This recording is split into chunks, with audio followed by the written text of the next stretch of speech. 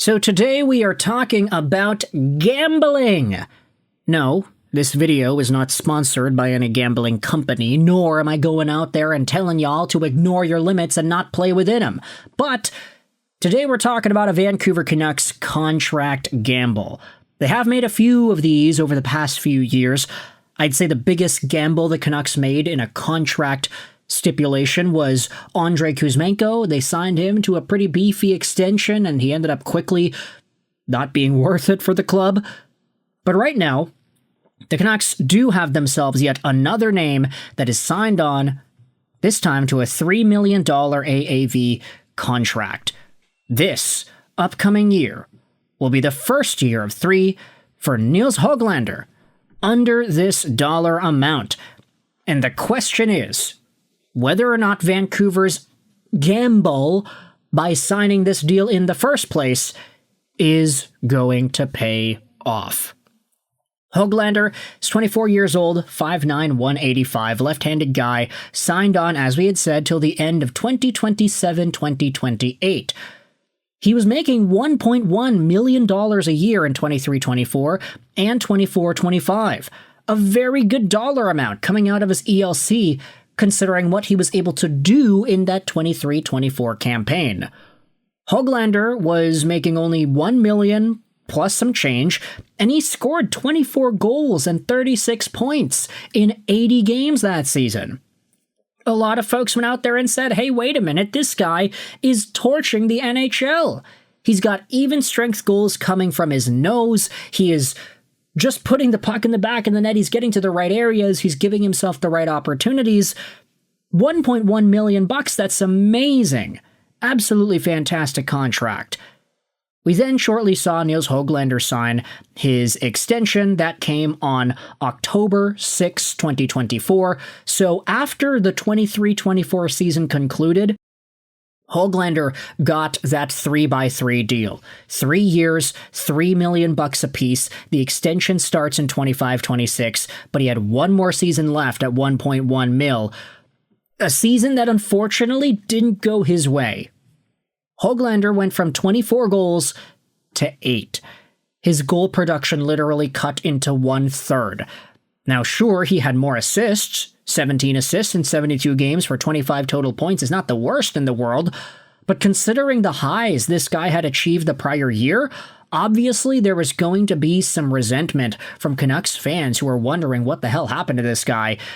And I will say, there were a number of coaching-related arguments that you could bring up as to why Nils Hoglander may or may not have been as productive as he was.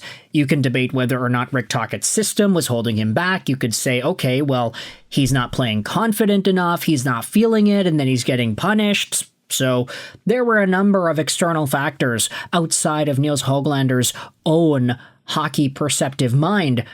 But at the end of the day, when you just look at the advanced analytics and you talk about some of the numbers here, I mean, the guy went from shooting at 20% in 23-24 to 9% in 24-25. No wonder his goals cut in half. Heck, you could even say that Hoglander scoring 24 goals in itself was an outlier. Very rare is it that you see a player consistently put up 20% shooting percentage numbers year by year. His career average is 12%. So, with all this in mind, the real Nils Hoglander is yet to stand up, and in the midst of this contract extension, which is going to be kicking in this season, we are now going to have to pay attention and wait and see what the real version of Nils Hoglander is going to bring us. With all this in mind, I wanted to turn your attention over to an article published on CanucksDaily.com by Edward Jackson. Ignore the title, ignore the extreme clickbait over here. What I wanted to focus on was some commentary made about Nils Hoglander from one Patrick Johnston of the Canucks Conversation podcast. He went out there onto the show as a guest and ended up talking about Nils Hoglander in a clip that was posted by Canucks Army August 18th, 2025. The article has the clip itself, but the article also has the transcription of what PJ went out there and spoke about. So, let's dive into this here and get what the province writer thinks about Hoglander in there. Think about the bet that the Vancouver Canucks made on Hoglander. Like, the reason they signed him to this contract before last season was that obviously they expected a repeat of the season before. And if he had given the Canucks a repeat of the season before, he would have been going, I want more. So basically he said, I think this is a fair thing, you pay me given where I've been. It was a smart move, I think, by him, because, you gotta secure the bag, PJ said. He also added, that said, we know that Hoglander likes to score. We know he likes to play, and they need production from there. And of course, he's not going to see a lot of power play time given who else is here, and that was the great thing about him in 23-24, right? Like, no power play time, and he still scored a bag of goals and won himself a contract because of that. I do not think he's going to score 20 goals playing on the third line, but I also don't think he's going to score 2 goals in the first half of the season. It's just so inconceivable to me. That's how it's going to go. Scrolling down in the piece here, with the salary cap now going up on a yearly basis, by the time next season or even the season after rolls around, Hoglander's cap hit percentage will be pretty minuscule, to the point where if he becomes only a 10 to 15 goal player, then the Vancouver Canucks won't have to worry too much about him or the money in the roster spot he has taken up.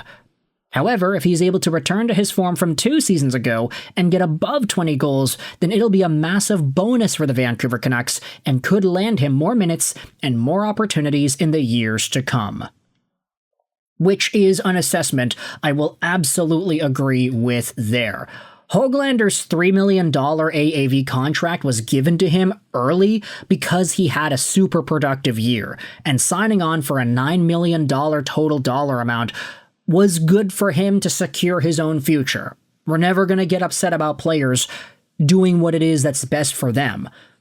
But if Nils Hoglander still stays in this point production territory, then it's not going to look too bad as the cap goes up that his $3 million is going to take up a percentage of that cap space. If he's able to get up to this, though, if he's able to get up to 15 goals a year, 20 goals a year, all while playing some solid PK time and doing most of his offensive damage at 5v5, then that right there is a huge bonus for the Vancouver Canucks. It was a gamble on Hoglander to really buy into his future, and for the Vancouver Canucks, they wanted to make sure that he would have been able to provide sustainable offense. But after this season, we saw maybe probably the worst showing that Hoglander is ever going to have, and I only say that because there was a lot of expectation coming into the year. Don't get me wrong, there were less productive seasons that Hoglander had. 22-23, he spent most of the year in the AHL, for crying out loud. But it cannot be said that Hoglander, after breaking out in this 23-24 season, did not have ample expectations going into the new year. Now he's got this contract that goes on till 2028, and the Vancouver Canucks have to make sure that this is the right guy to bring that value so that they don't trade him away in the same way they did to Andrei Kuzmenko shortly after his contract extension was given out. So with all this in mind, let me know your thoughts in the comment section below. How do you feel about the Hoglander gamble? You could even say it's the Hoglander gambit here for the Vancouver Canucks heading into the upcoming year. There's this idea that he's not going to be a top 6 forward this upcoming year, which I think is probably realistic. He's probably on the third line with Ratu and maybe Sherwood. So I want you to let me know your thoughts in the comment section below, whether or not you think Hoglander can get back to that 20-plus goal scoring way that he had in the past, and if that's going to really change the way Vancouver views this contract in the years to come. Thoughts in the comment section below. I hope you enjoyed this video. And bye.